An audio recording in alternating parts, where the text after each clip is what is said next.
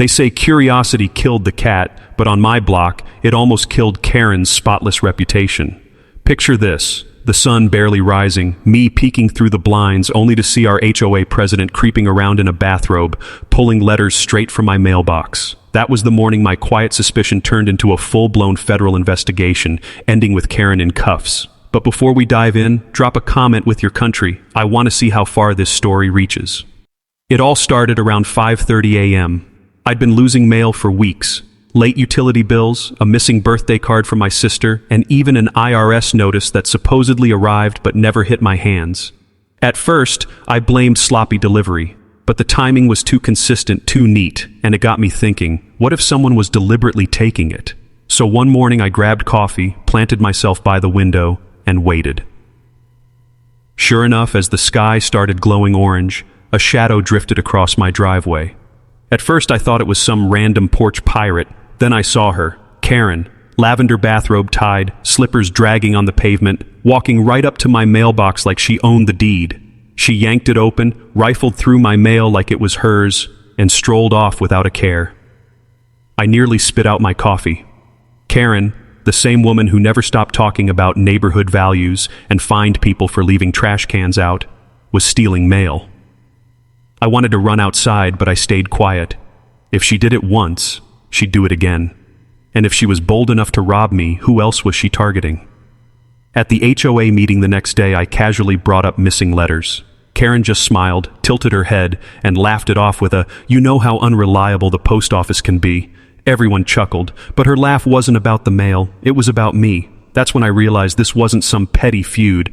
This was a federal crime. Mail theft falls under Title 18, Section 1708, and it's punishable by prison. If Karen thought she was untouchable, she was about to learn otherwise.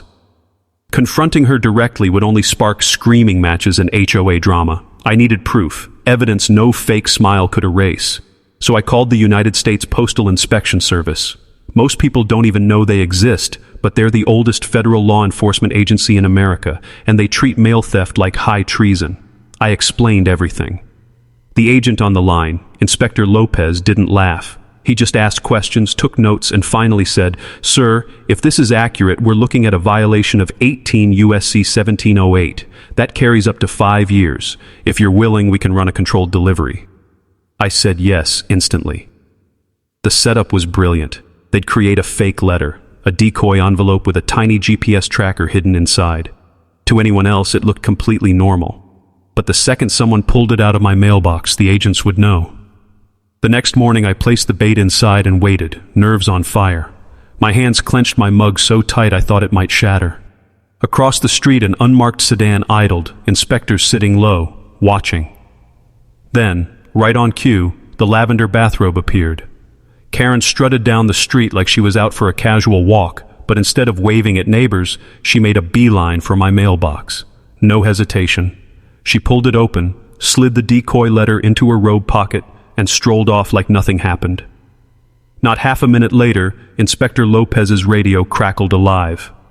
"Trackers live. Target moving north." My chest tightened as the unmarked car rolled forward, shadowing her from a distance. Karen had no idea. She wasn't just wandering home. She was walking into a federal trap. For years, she thought she was untouchable, the queen bee of our HOA. But this time, she hadn't swiped a neighbor's junk mail. She'd stolen bait planted by the government, and that meant the case was no longer mine. The feds were steering now. If you're hooked on this HOA drama, make sure to like and subscribe, because it's only heating up from here. By the time Karen reached her driveway, inspectors had already looped in local law enforcement. The GPS ping showed her entering the house with the decoy letter in hand. Lopez turned to me and said evenly, "Once she opens that, it's evidence. Watch." I didn't have to wait long. Within minutes, the signal confirmed the envelope had been ripped open. That was the trigger. I trailed behind as the inspectors swung into her driveway, lights strobing red and blue. Karen strutted onto her porch, still gripping the envelope like it was gold. That smug confidence melted fast when Lopez flashed his badge. "Ma'am, you're under arrest for theft of U.S. mail.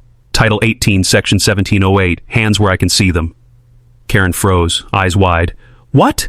No, this is insane. I'm the HOA president. I have authority." Lopez didn't blink. "Not to steal mail. Turn around." Neighbors spilled onto porches, phones raised, recording every second. Karen, the self-proclaimed ruler of the cul-de-sac, was being cuffed in front of her kingdom. I'll never forget her expression as Lopez read her rights. Not shame, not regret, just shock that her power play had finally backfired. For years she'd bullied residents, twisted bylaws, and lorded her title over everyone. But this wasn't HOA politics anymore. This was federal law. Police hauled her away while Lopez assured me the charges would hold. He was right. Within weeks, Karen faced multiple counts of mail theft. Her own HOA board cut her loose in a unanimous vote. Overnight, the woman who once strutted down the street in her lavender robe like she owned the pavement became a cautionary tale. Some neighbors laughed, others whispered, but one truth was clear: nobody feared her anymore. As for me, the missing letters didn't matter. What mattered was that, for once, justice, real justice, showed up on our street. Because tampering with mail isn't just neighborhood drama, it's a federal crime. And the federal government? They don't mess around.